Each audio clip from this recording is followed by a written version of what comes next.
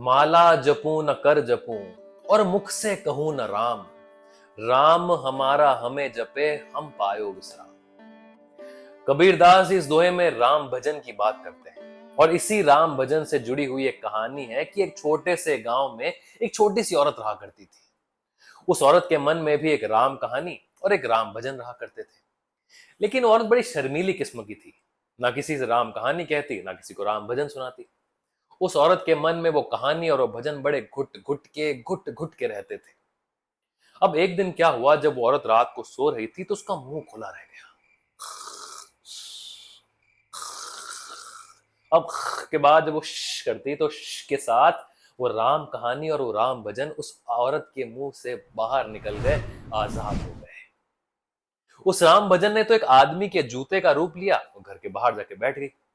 उस राम कहानी ने एक आदमी के कुर्ते का रूप लिया और घर के खूंटी पे जाकर टंग गई। अब देर रात क्या हुआ, जब उस औरत का पति घर पे आया काम से थक हार के, तो क्या देखता है, घर के बाहर एक पराये मर्द के जूते। ओ हो। घर के अंदर आकर देखता है कि खूंटे पर एक पराये मर्द का कुर्ता लटका हुआ है। ओ हो। वो उस कुर्ते को देखता है, फिर जूते को देखता है, फिर जूते को देखता है, फिर कुर्ते को देखता है, फिर बिस्तर पर सोई अपनी औरत को देखता है। मन में सोचता है कि अब मैं इसको देखता हूं। वो पत्नी को उठाता है और पूछता है कि ये क्या है। पत्नी पूछती है क्या है। वो पूछता है ये क्या है। पत्नी पूछती है क्या है। पति को गुस्सा आता है, वो उसको लातों से मारता है, भूसे से मारता है।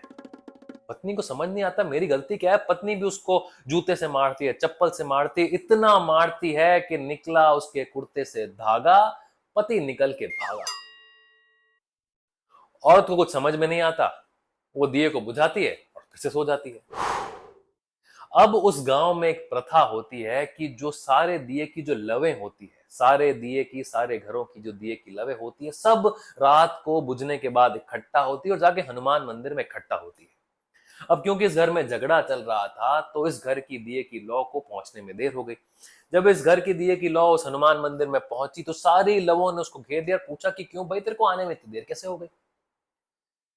अब वो दिए की लौ सारी कहानी बताती है कि कैसे उस औरत के मन के अंदर एक राम कहानी, एक राम भजन रहती है, कैसे वो किसी को सुनाती नहीं है, कैसे पति आता है, कैसे पति पत्नी में झगड़ा होता है और कैसे पति वहां से भाग जाता है। इत्तेफाक से उस मंदिर में उस वक्त वो पति भी वहीं था और वो पति ये सारी बात, ये सारी कहानी उस लौ के मुंह से सुन रहा था। जैसे ही उसको सच का पता पड़ता है, वो घर पे भागता है सारा अपना सामान लेके और सोई हुई पत्नी को उठाता है, उठा के पूछता है, अरे उठो उठो उठो, सुनाओ। पत्नी नींद में है, पूछती है क्या क्या बोल रहे हो क्या। अरे वही वही जो तुम्हारे मन के अंदर है। पत्नी कहती है क्या। अरे वही राम कहानी और राम भजन। पत्नी कहती है अच्छा अच्छा, वो वो भजन, वो कहानी, वो तो मैं भूल गई। तो कहानी का सार यह है कि अगर हमारे मन में भी कोई राम कहानी, कोई राम भजन है, तो हमें उसको लोगों को सुना देना चाहिए। क्योंकि अगर हम कहानी सुनाएंगे नहीं तो हम कहानी भूल जाएंगे। अगर हम कहानी भूल जाएंगे तो कहानी खत्म हो जाएगी। अगर कहानी खत्म हो जाएगी तो दुनिया बहुत बोरिंग हो जाएगी, और दुनिया अगर बोरिंग हो गई तो ज्यादा दिनों तक जिंदा नहीं रहेगी। तो मैंने तो कहानी सुनाकर अपने हिस्से की दुनिया बचा ली है। अगर आपके मन में भी कोई कहानी है तो उसको सुना देना किसी को।